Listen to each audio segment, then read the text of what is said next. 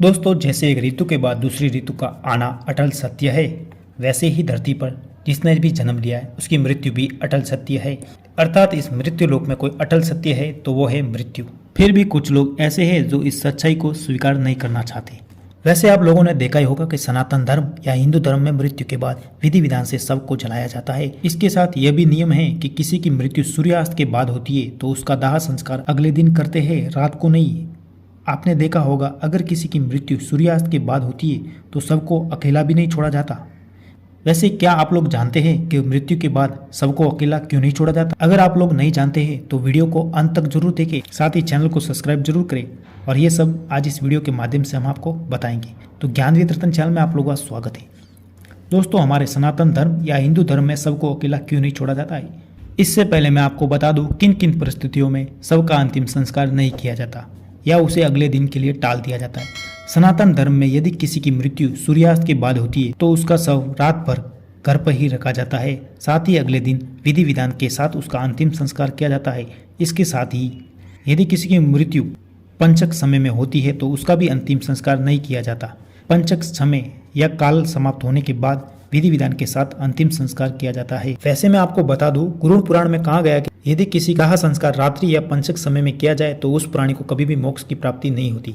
इसीलिए ये नियम बनाया गया कि रात को अगर किसी की मृत्यु हो जाए तो लाश को घर पर ही रखा जाता है। साथ ही उस मृत शरीर को अकेला नहीं छोड़ा जाता, कोई उसके पास हमेशा रहता है। इसका सबसे मुख्य कारण यह है, यदि उस मृत शरीर को अकेला छोड़ दिया जाए तो बिल्ली और कुत्ते खा सकते हैं या काट सकते हैं, इसलिए उसे अकेला नहीं छोड़ा जाता। गुरु पुराण में भी कहा गया कि उस मृत शरीर के साथ अगर ऐसा कुछ होए तो यमलोक ले जाने के समय उसे बहुत सारे कष्ट या पीड़ा भोगनी पड़ सकती है और शव को अकेला छोड़ने पर गंध भी आ सकती है। इसलिए उसके पास अगरबत्ती या धूप लगाया जाता है ताकि शव से निकलने वाली गंध से कीड़े मकोड़े आकर्षित होकर वापस न आए। गुरु पुराण के हिसाब से जब गुरुड़ ने भगवान विष्णु से पूछा तो भगवान विष्णु ने बताया यदि किसी का संतान घर पर नहीं है तो ऐसे में शव को घर पर रखा जा सकता है ताकि पुत्र या पुत्री उस मृत शरीर को मुखाग्नि देने का कर्म करे। इससे ये होगा कि मृत शरीर की आत्मा को मोक्ष मिल सके, नहीं तो वो आत्मा इस मृत्यु लोक में भटकती रहेगी। इसके बाद भगवान विष्णु ने आगे बताया कि किसी मृत शव को सूर्यास्त के बाद अंतिम संस्कार किया जाए तो वह मृत शरीर की आत्मा असुर या दानव या भूत पिशाच की योनि में जन्म लेगी, जिससे उसको अधिक पीड़ा होगी और वहां पर उसको कई तरह के कष्ट भोगने पड़ेंगे। इसीलिए सनातन धर्म में रात को अंतिम संस्कार नहीं करने का नियम बनाया गया।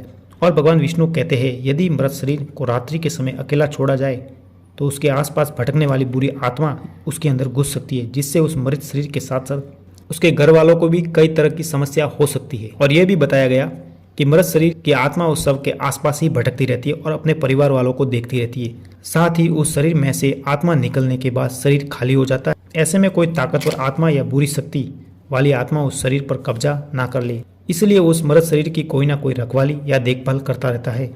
वैसे दोस्तों, आप लोगों को क्या लगता है हमको कमेंट कर बताएं। साथ ही वीडियो को लाइक करें और ज़्यादा से ज़्यादा शेयर करें।